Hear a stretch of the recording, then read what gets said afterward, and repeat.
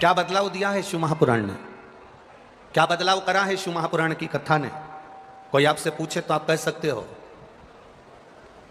5 वर्ष की अवस्था के बाद में बच्चे को जो स्कूल भेजा जाता था, स्कूल का बैग का इतना वजन हो जाता है, स्कूल के बैग में इतनी किताबें, इतनी कॉपियां, इतना वजन कर दिया जाता है कि बच्चा स्कूल जाता है, स्कूल से आता है ट्यूशन जाता है, ट्यूशन से आता है फिर वापिस स्कूल जाने की तैयारी, घर में पढ़ने की तैयारी। माता पिता दिन रात 24 घंटे बच्चे से कहते रहते हैं पढ़ो पढ़ो पढ़ो पढ़ो पढ़ो पढ़ो, 24 घंटे लगे रहते हैं। छोटा सा बच्चा सुबह से उठकर स्कूल, स्कूल से ट्यूशन, ट्यूशन से घर पर पढ़ाई, सब कुछ बच्चे ने करा। पर इतने लोग कथा को श्रवण करते हैं, लाखों लोग आस्था चैनल के माध्यम से कथा सुन रहे हैं, लाखों लोग फेसबुक यूट्यूब के माध्यम से कथा सुन रहे हैं, और लाखों लोग लाखों भक्त इस सुंदर नरेला विधानसभा के अंतर्गत भोपाल की इस पावन धरा पर शिव महापुराण की कथा सुन रहे हैं। कभी अपने भीतर भी एक बात को उतारिएगा, अपने भीतर भी एक भाव को उतारिएगा, अपने भीतर भी एक बात को लेकर आइएगा। कभी अपने भीतर भी एक प्रसंग को लेकर आइएगा।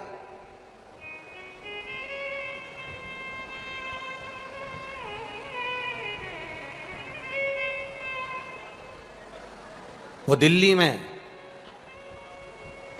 वो साक्षी के जो प्राण गए, उसमें कमी किस चीज की थी?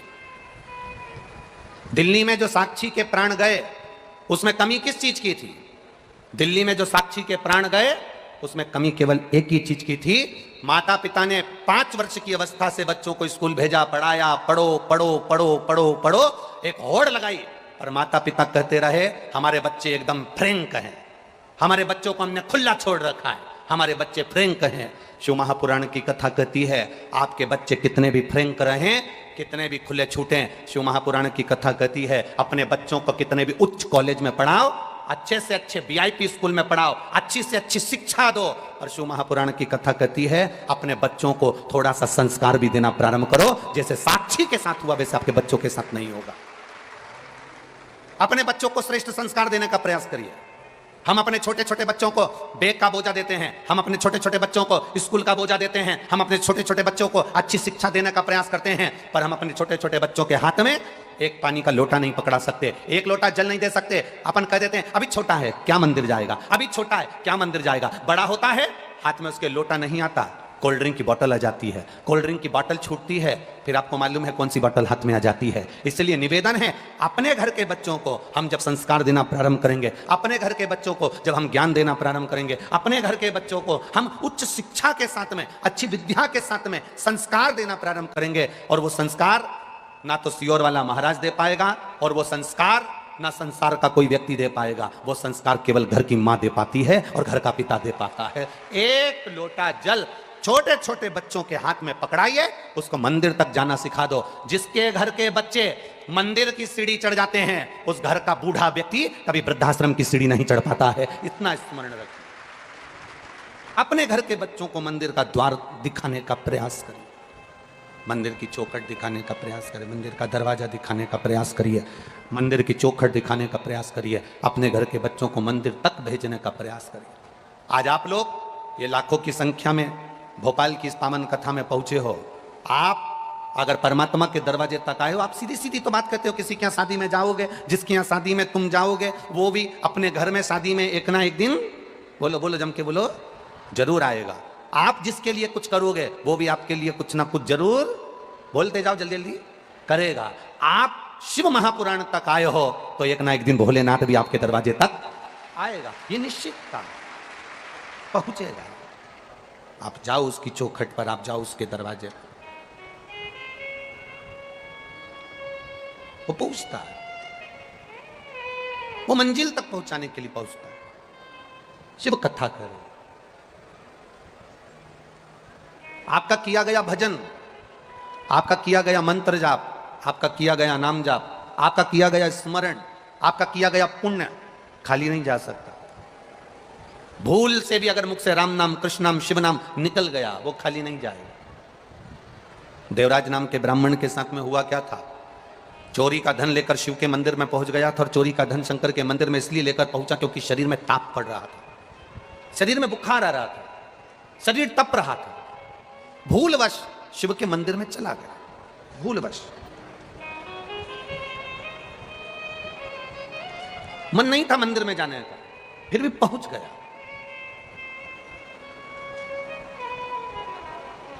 आप में से कई लोग ऐसे भी होंगे जिनका मन नहीं होगा कि कथा में चला जाए। कई लोग ऐसे होंगे जिनका मन नहीं होगा कि कथा में चला जाए, पर विश्वास भैया कथा करा रहे हैं तो सामने दिखना तो पड़ेगा, जाना तो पड़ेगा। नहीं जाएंगे तो बाद में अपने को देखे तो जाना तो। कई लोग ऐसे होंगे, और मेरा विश्वास कहता है यहां जितने बैठे हैं उसमें कोई ऐसा नहीं है कि भैया को दिखाने के लिए आया है। मेरा विश्वास कहता है ये महादेव को दिखाने के लिए आया है, क्योंकि आदरणीय विश्वास जी सारंग जी ने भी अगर ये कथा कराई है तो ये कथा किसी को दिखाने के लिए नहीं कराई है। आदरणीय विश्वास सारंग जी ने ये कथा कराई है तो अपने माता पिता की स्मृति में कराई है और उनके आनंद के लिए कराई। जब उन्होंने दिखावे के लिए नहीं कराई तो फिर संसार का व्यक्ति कथा श्रवण करने बैठे तो दिखावे से क्यों बैठे। पर देवराज नाम का ब्राह्मण, देवराज नाम का ब्राह्मण जब कथा के उस पंडाल में, शिव मंदिर में, शिवालय में, देवालय में, शंकर की चौखट पर पहुंचा है, तब वो देवराज नाम का ब्राह्मण पहुंचा तो शरीर में ताप था, शरीर में कष्ट था। कैसे भी जाओ, कैसे भी जाओ, कैसे भी पहुंचो, कैसे भी आप कथा में पहुंचो, बस पहुंच गए, आगे उसकी मर्जी है।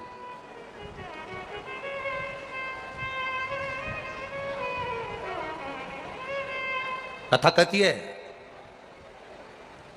अगर घर के अंदर आप अनुशासन से रह रहे हो, घर में आप मर्यादा से रह रहे हो, घर के अंदर आप अनुशासन से अपनी जिंदगी जी रहे हो, तो तुम्हारे घर में कभी दुशासन पैदा नहीं होगा, यह निश्चित है।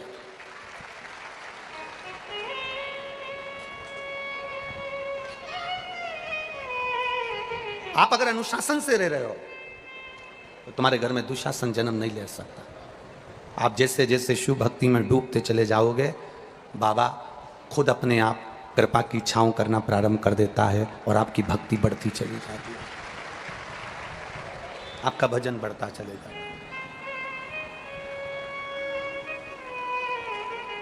आपका स्मरण बढ़ता चले जाता है।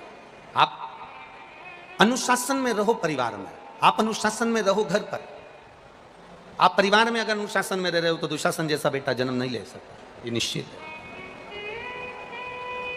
देवराज की मां देवराज को बहुत समझाई, देवराज की माता ने देवराज को खूब समझाया, देवराज की माता ने हर पल देवराज को समझाया था, तू ब्राह्मण कुल में जन्मा है, ब्राह्मण के घर में जन्मा है, ब्राह्मण परिवार में तेरा जन्म हुआ है, तो तू मंदिर जाया कर, देवालय जाया कर, एक लोटा जल शिव को चढ़ाया कर। आप किसी भी वर्ण के हो, ब्राह्मण हो, क्षत्रिय हो, वैश्य हो, शूद्र हो, ब्राह्मण के शरीर में रक्त है, वैश्य के शरीर में रक्त है, क्षत्रिय के शरीर में रक्त है, शूद्र के शरीर में रक्त है। जब हॉस्पिटल में बीमार पड़कर जाते हो और ब्लड की जरूरत पड़ती है, शरीर में रक्त की जब जरूरत पड़ती है, तो रक्त चढ़ाते समय यह नहीं देखा जाता कि यह ब्राह्मण का है, क्षत्रिय का है, वैश्य का है कि शूद्र का है। उस समय तो प्राण बचाने के लिए केवल ब्लड की, खून की जरूरत होती है। वो ब्राह्मण, क्षत्रिय और वैश्य नहीं देखा जाता, केवल रक्त देखा जाता है कि हमें रक्त चाहिए। जैसे हॉस्पिटल में केवल ब्लड देखा जाता है, खून देखा जाता है, खून की जरूरत पड़े तो ये नहीं देखा जाता कि ये ब्राह्मण का है कि क्षत्रिय का है कि वैश्य का है कि शूद्र का है, उस समय तो केवल रक्त देखा जाता है। उसी तरह परमात्मा के दरवाजे पर यह नहीं देखा जाता कि आप कौन वर्ण के हो, कौन जगह के हो, कौन हो। परमात्मा के द्वार पर तो केवल इतना देखा जाता है कि आपने इस शरीर के द्वारा किसी का भला करा कि ना करा, किसी प्यासे को पानी पिलाया ना पिलाया, किसी भूखे को भोजन कराया ना कराया, किसी अतिथि का आदर सम्मान सत्कार किया ना किया। बस केवल परमात्मा देखता है कि इतनी जिंदगी में तूने पुण्य क्या करा। हॉस्पिटल में रक्त नहीं देखा जाता कि ब्राह्मण का है, क्षत्रिय का है, वैश्य का है कि शूद्र का है। उस समय पर जान बचाने के लिए केवल रक्त की जरूरत है, तो रक्त लाया जाता है, खून लाया जाता है और उस खून को चढ़ाया जाता है। अब कोई व्यक्ति कह दे कि नहीं साहब, मरने वाले व्यक्ति से पूछा जाए साहब कि आपको कौन सा खून अच्छा लगेगा, बोला जाए आपको ब्राह्मण का रक्त चढ़ाया जाए कि वैश्य का चढ़ाया जाए कि क्षत्रिय का चढ़ाया जाए कि शूद्र का चढ़ाया जाए। जैसे होटल में डिमांड होती है कि नहीं होती है, अरे बोलो तो जम के, सर कौन सी सब्जी लाऊं, पालक पनीर, मटर पनीर, चना पनीर, शाही पनीर, कौन सी लाऊं। उसी तरह हॉस्पिटल में कोई नहीं पूछेगा कि आपको ब्राह्मण का रक्त लाया जाए, वैश्य का लाया जाए, क्षत्रिय का लाया जाए कि शूद्र का लाया जाए, क्योंकि रक्त रक्त होता है। उस समय पर तो देखा जाता है कि व्यक्ति के प्राण कैसे बच जाएं। उसी तरह मरते समय, प्राण छोड़ते समय, मृत्यु की सैया पर पड़े हुए, मृत्यु की सैया पर जाते समय जब प्राण छूट रहे होते हैं, मरने वाले व्यक्ति से यह नहीं कहा जाता कि तुम पुलाव खा लो कि रोटी खा लो कि मक्का की रोटी खा लो कि ज्वार की रोटी खा लो। मरने वाले व्यक्ति जब अंतिम सांसें चल रही होती है, प्राण छूट रहे होते हैं, तब उससे कहा जाता है मुख से राम कह लो, कृष्ण कह लो, शिव कह लो, भगवान का गुणगान कर लो, मंत्र जाप कर लो, क्योंकि ये जीवन मिला है, इसकी सार्थकता परमात्मा के नाम से है, इसकी सार्थकता भगवान के नाम से है और भगवत भजन से है। उसकी सार्थकता मूल शिव भक्ति से है, भगवान के भजन से है। इसीलिए कहते हैं महाराज, मूल वर्णन इसीलिए कहा।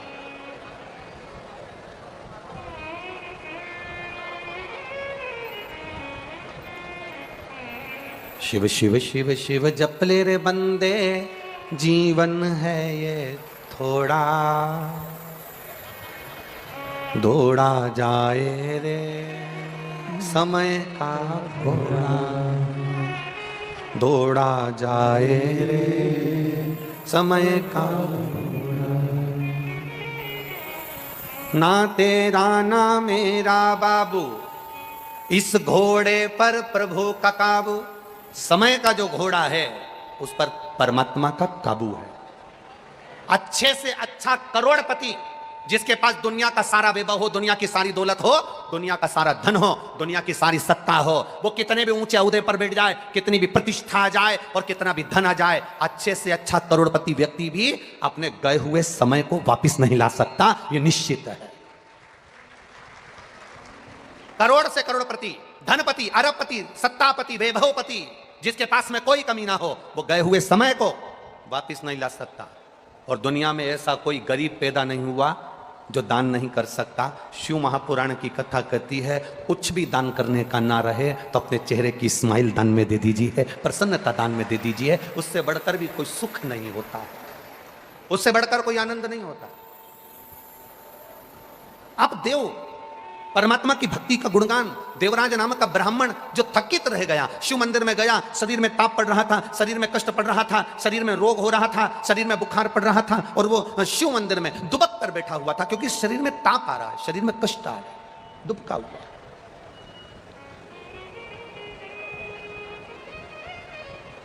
और देवराज नामक का ब्राह्मण अपने शरीर को बचाया हुआ है, जिसने कभी शिव नाम नहीं लिया, जिसने कभी शिव स्मरण नहीं करा, जिसने कभी शंकर का गुणगान नहीं करा, अनायास शिव मंदिर में पहुंच गया।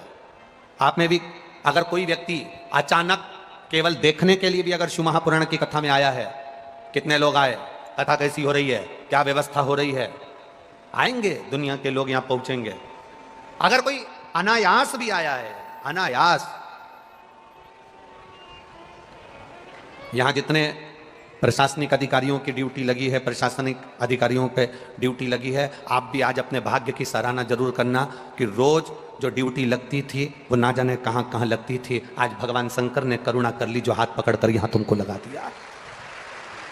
ये शिव की कृपा, ये शंकर की उदारता। कभी विचार करना, तुम्हारी धर्म पत्नी ने जरूर सोमवार का व्रत करा होगा, जरूर तुम्हारी धर्म पत्नी ने शंकर के मंदिर में जाकर एक लोटा जल चढ़ाया होगा।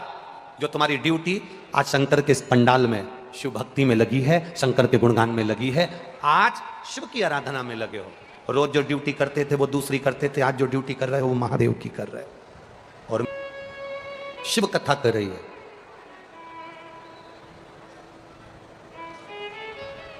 जिस महामृत्युंजय मंत्र को सिद्ध किया, जिस महामृत्युंजय मंत्र को प्रकट किया,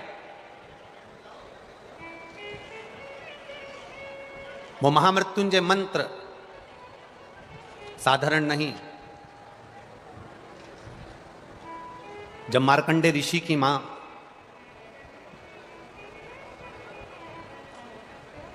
महर्षि मार्कंडे जी की मां मृदुति, जब मार्कंडे जी गर्भ में थे, जब उनके यहां संतान नहीं हुई, कई साल निकल गए, कई वर्ष। और जब कई वर्ष निकल गए, मृदुति के गर्भ से कोई संतान नहीं, मृदुति के गर्भ से कोई औलाद, कोई संतान नहीं, कई साल निकल गए। एक दिन मृदुति ने मार्कंडू जी से कहा कि संतान नहीं है, औलाद नहीं है, संतान नहीं, औलाद नहीं।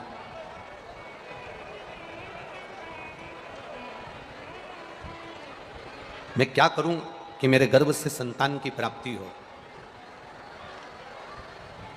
मैं क्या करूं कि मेरे गर्भ से संतान की प्राप्ति हो? शिव, जितने भी कार्यकर्ता पानी दे रहे हैं, पानी के पाउच या पानी की बोतलें बांट रहे हैं, मेरा निवेदन है आप सभी पंडाल में बैठे हुए भक्तों से, पहले भी कथा में कहा जब घर से चलो तो पानी की कितनी बोतल लेकर चलो? जम के बोलो जरा, 2। 50 रुपये ऑटो में खर्च कर कर धूप में, चिलचिलाती धूप में यहाँ तक पहुँचे हो तो एक पानी के पाउच के लिए नहीं पहुँचे हो, शंकर की कथा के लिए पहुँचे हो। अगर कोई पानी का पाउच बांटने वाला भी आए तो उसे कह देना जब कथा पूरी हो जाए तब बांट देना, या कथा चालू हो तब बांट देना। हम 3 घंटे में से आधा घंटा आशीष जी ले लिए हैं, 2.5 घंटे की कथा है, इसको चूकना मती, इसको छोड़ना मती। ये जिंदगी संवारने के लिए 5 दिन मिले हैं भोपाल वालों को, बड़ी मुश्किल से मिले हैं, इसको छोड़ो मत, ये रह जाएगी। आप पानी का पाउच केवल अपने हाथ में पकड़ कर रह जाओगे। एक माँ अपने बच्चे को झुनझुना इसलिए पकड़ा देती है कि बच्चा से मेरा पीछा छूटे, मैं काम कर लूँ। देवादिदेव महादेव भी यही करते हैं, आपको हाथ में पानी का पाउच इसलिए पकड़ाते हैं कि तुम बातचीत में लग जाओ और शिव की कथा छूट जाए और महादेव की कथा पूरी हो जाए। आप सावधानी रखकर कथा का स्मरण करिएगा। जितनी पास में अगर कोई खड़ा भी है, बोल भी रहा है, तो उसके चरण छू लेना और उससे कह देना हम यहाँ 100 रुपये ऑटो में लगाकर धूप में तपते हुए केवल तुम्हारी बात सुनने के लिए नहीं आए, हमको कथा सुन लेने दो। टीवी पर तो रोज सुनते थे, आज यहाँ सुन लेने दो, केवल कथा। और क्या मिलेगा आपको? 5 दिन की कथा सुनने के बाद ये जो पत्रों का ये ढेर भोपाल वालों ने दिया है, ये पहले दिन का ढेर है, अभी 5 दिन में और ढेर लग जाएगा। क्या देगा वो? अगली कथा में एक पत्र तुम्हारा भी यहां लिखा हुआ मिलेगा, ये निश्चित है। बस विश्वास, भरोसा और दृढ़ता के साथ कथा कर तत्व ग्रहण करिए, एक भक्ति के साथ में। देवराज जो नहीं जानता, शिव भक्ति से परे है, शिव भक्ति से दूर है, बहुत दूर शिव भक्ति है उससे, पड़ा है। क्या काम आया देवराज के? देवराज की माता जो 1 लोटा जल चढ़ाती थी वो देवराज के काम आया। और जिन मार्कंडे भगवान ने महामृत्युंजय मंत्र का उद्घोष करा है, जिन मार्कंडे भगवान ने महामृत्युंजय मंत्र का जाप करा है, जिन मार्कंडे भगवान की उम्र 12 वर्ष की और प्राण छूटने के लिए अंतिम समय में पिता के चरणों में जाकर गिर गए, मां के चरणों में जाकर गिर गए और माता ने कह दिया केवल शिव नाम का जाप करिए, केवल शिव नाम का स्मरण करिए, शिव भक्ति का स्मरण करिए। मार्कंडे ऋषि की मां मृदुति मार्कंडू जी से कहती हैं कि मेरे गर्भ से संतान नहीं है, संतान का सुख नहीं है, कई साल निकल गए, कई साल। एक मार्कंडू ऋषि के घर में भी संतान हो रही है तो अल्पायु हो रही है। कभी विचार करना,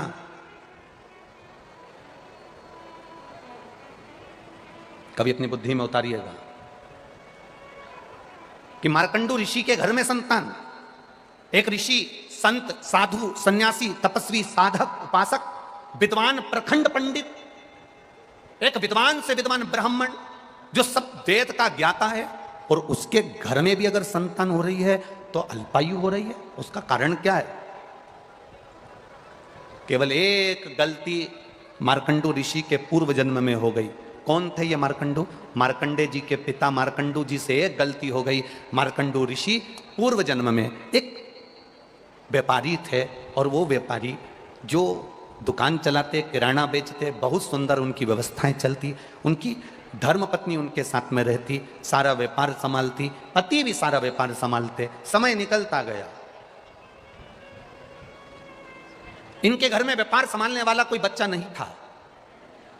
तब इन्होंने विचार करा कि करा क्या जाए, क्या करा जाए। तब इन्होंने विचार करा तो उनकी धर्मपत्नी बोली, एक काम करो, मेरा भाई फ्री है, मेरे भाई के पास में कोई काम नहीं है, आप मेरे भाई को अपनी दुकान पर लगा लो। पत्नी के कहने पर ये जो मार्कंडू ऋषि पूर्व समय में एक व्यापारी थे, उन्होंने अपनी पत्नी के भाई को, अपने साले को व्यापार में लगा लिया।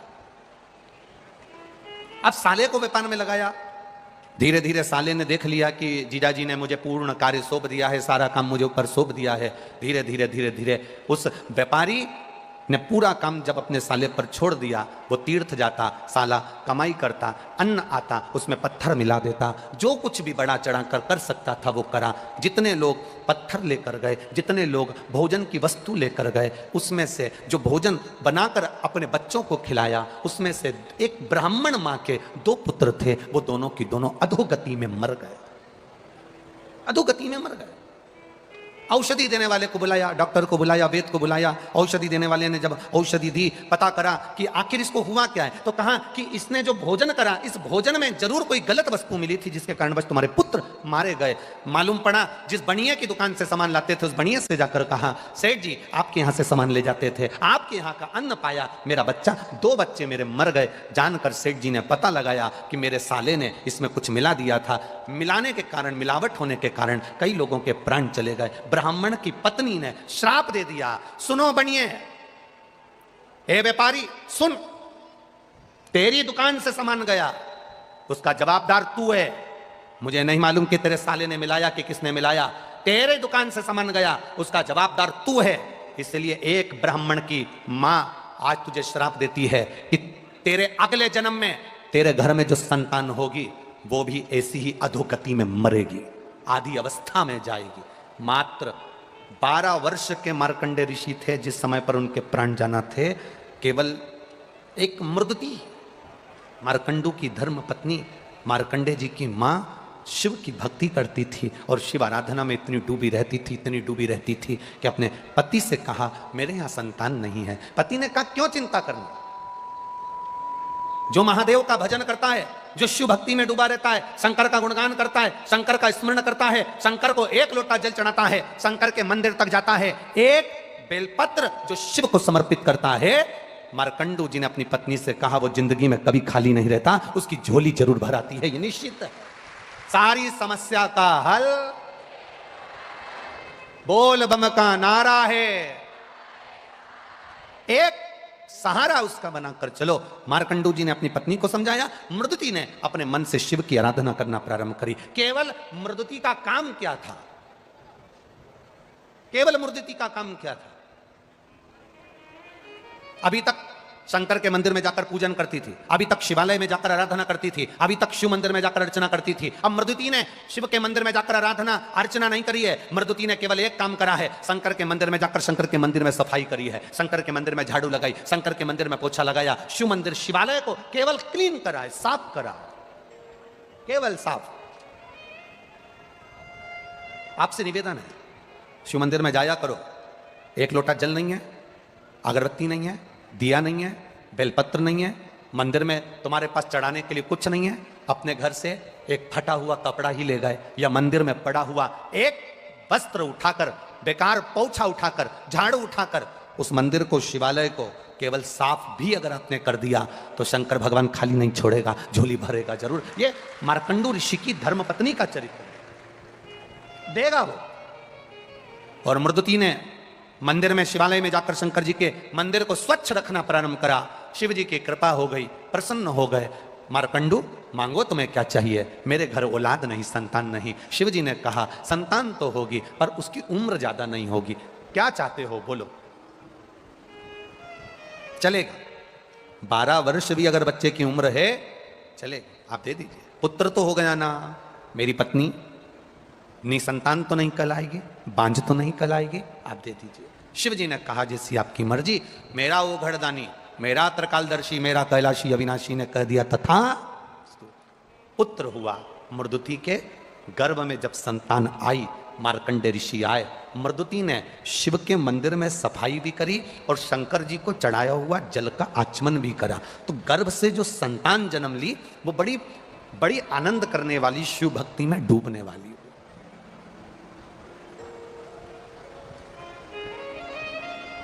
यहां जितने लोग बैठे हैं, आपके घर के पास में कहीं शंकर जी का मंदिर है? बोलो, जम के बोलो जरा, हैगा? पहले शंकर जी का मंदिर जो आपके घर के पास में था, उसमें बुजुर्ग लोग सोमवार को, सावन में या शिवरात्रि पर जाते थे। आपके घर के पास में जो शिव मंदिर है, उसमें आप अपने घर के आसपास के छोटे छोटे बच्चों को मंदिर जाते हुए देख रहे हो कि नहीं देख रहे हो? देखते हो ना? प्रसन्नता होती है कि नहीं होती है? कि इन, हम पहले कहते थे उनके धर्म में लोग मंदिर जाते हैं, उनके धर्म में लोग वहां जाते हैं, उनके धर्म के लोग वहां जुड़ जाते हैं। छोटे छोटे उनके धर्म के लोग मंदिर, उनके धर्म के लोग वहां जा रहे हैं। आज प्रसन्नता आपको होना चाहिए कि हमारा सनातन धर्म का छोटा छोटा बच्चा शिव मंदिर तक जा रहा है। हमारे सनातन धर्म का छोटा छोटा बच्चा गला पकड़ा रहे, मोबाइल गला पकड़ा रहे, माइक। हमारे छोटे छोटे बच्चे शिव मंदिर तक जा रहे हैं, शंकर की चौखट तक जा रहे हैं, शिवालय तक जा रहे हैं। यह प्रसन्नता आपके भीतर होना चाहिए, यह भाव आपके भीतर जागृत होना चाहिए कि हमें प्रसन्नता है। ये नींव आज अगर मजबूत हो गई तो बिल्डिंग बनने में दिक्कत नहीं है, आने वाले समय में दिक्कत नहीं है, अगर नींव मजबूत है।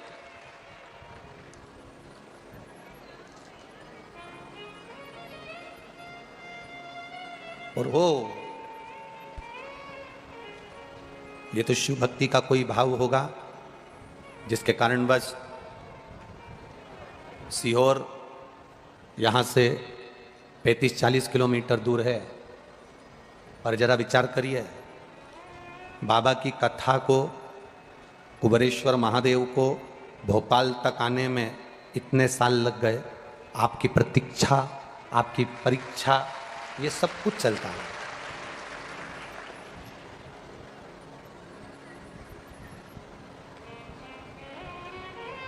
जरा विचार करिए, उसने पूरा आपको अग्नि में तपा लिया, पूरा निखार लिया, उसके बाद शिव महापुराण की कथा भोपाल में हो रही है। ये पूरा निखारने के बाद तो कोई ऐसे ही नहीं हो रही है, कहीं बाबा की करुणा होगी, कृपा होगी, तब हो रही है। वो कहे, मृदुति ने गर्भ जो धारण करा, उस गर्भ के धारण करने पर शिव के चढ़ाए गए जल का आचमन किया। जब भगवान शंकर के चढ़ाए हुए जल का आचमन किया, गर्भ से बेटे ने जन्म लिया, पर वो बच्चा, शिव जी ने पहले ही कह दिया था कि जो बच्चा होगा वो अधोगति में मर जाए। कई लोग बड़ा दुख करते हैं कि साहब बड़ा अच्छा व्यक्ति था, चले गया, जवान था, चले गया, छोटा था, चले गया, इतनी उसकी उम्र नहीं थी, चला गया, ऐसा हो गया। हमको लगता है कि वो चला गया, पर शिव महापुराण की कथा कहती है कि जो हमने पूर्व में कर्म करा है, उस कर्म का फल तो हमको भोगना पड़े। मत बुरे कर्म कर वरना पछताएगा, भगवान की आंखों से तू बच नहीं पाएगा, तू बच नहीं पाएगा। अरे ओ अज्ञानी मत करना दानी। ये हमारे कर्म का भोग हमको भोगना। पहले कथा में आपको कहा, अपने को छींकना है तो छींकना अपने को पड़ेगा। खांसी अपने को आई है तो खांसना, बोलते जाओ जम के, अपने को पड़ेगा। भूख अपने को लगी है तो भोजन अपने को करना पड़ेगा। नींद अपने को आ रही है तो सोना भी अपने को पड़ेगा। अपने बत्तल का कोई दूसरा ना छींकेगा, ना खांसेगा, ना रोटी खाएगा, न सोएगा। उसी तरह हमने जो कर्म करा है उसका भोग भी हमको ही भोगना पड़ेगा, दूसरा नहीं भोगेगा, दूसरा नहीं भोगने। अपने कर्म का भोग अपने को भोगना। मार्कंडे बाबा जैसे जैसे उम्र बढ़ती गई, उम्र बढ़ते बढ़ते बढ़ते बढ़ते मार्कंडे बाबा की उम्र जब 12 वर्ष की आ गई, तब जरा इस शब्द पर स्मरण करिएगा, आपका ध्यान रखिएगा। 12 वर्ष की आयु हो गई, मरने का समय आ गया, प्राण छूटने का समय आ गया। माता पिता ने जानकर अपने बच्चे को बता दिया कि तू 12 वर्ष की तेरी आयु है, अब तेरे प्राण जाएंगे। तो मार्कंडे जी ने पूछा मुझे करना क्या है वो बताओ। तो कहा हमने तुझे पाया था शंकर जी की भक्ति कर कर, तेरी उम्र बढ़ सकती है तो शंकर जी की भक्ति कर कर, तू शिव की भक्ति में लग जा। और मार्कंडे बाबा ने जो महामृत्युंजय मंत्र का स्मरण करना प्रारंभ किया, पूछा, स्मरण किया, पूछा आखिर इस महामृत्युंजय मंत्र में है क्या। तो कहा 33 कोटि देवी देवता होते हैं, 33 कोटि देवी देवता होते हैं, और इन 33 कोटि देवी देवता के होने पर ये 33 कोटि देवी देवता हमारे जीवन की रक्षा करते हैं, सहायता करते हैं। पग पग क्षण क्षण हर पल हर घड़ी ये 33 कोटि देवी देवता हमारे सम्मुख में होते हैं। तो फिर मार्कंडे जी ने स्मरण करा और 33 कोटि देवी देवताओं को जानते हुए 33 अक्षर के मंत्र को मार्कंडे जी ने सिद्ध किया और उसका नाम महामृत्युंजय मंत्र। 33 अक्षर का मंत्र मार्कंडे जी ने सिद्ध कर लिया और उस मंत्र का स्मरण करने लगे। यमराज आया बंदी बनाने के लिए, 12 वर्ष की आयु है, और बंदी बनाने के लिए जब आया, शंकर जी की आराधना में मार्कंडे जी लगे थे। यमराज ने फंदा फेंका, जब भगवान शिव की आराधना में मार्कंडे जी लगे थे, जो फंदा फेंका गया था मार्कंडे जी को उठाने के लिए, वो फंदा मार्कंडे जी पर नहीं पड़ा, वो फंदा शंकर के शिवलिंग पर पड़ गया। शंकर के शिवलिंग पर गया, शिव क्रोधित हो गए शिवलिंग पर। एक बात बहुत स्मरण में रखिए अपने, बहुत स्मरण। कई लोग कहते हैं हमारी पड़ोसन ने ना जाने क्या कर दिया, हमारी दुकान चलना बंद हो गई।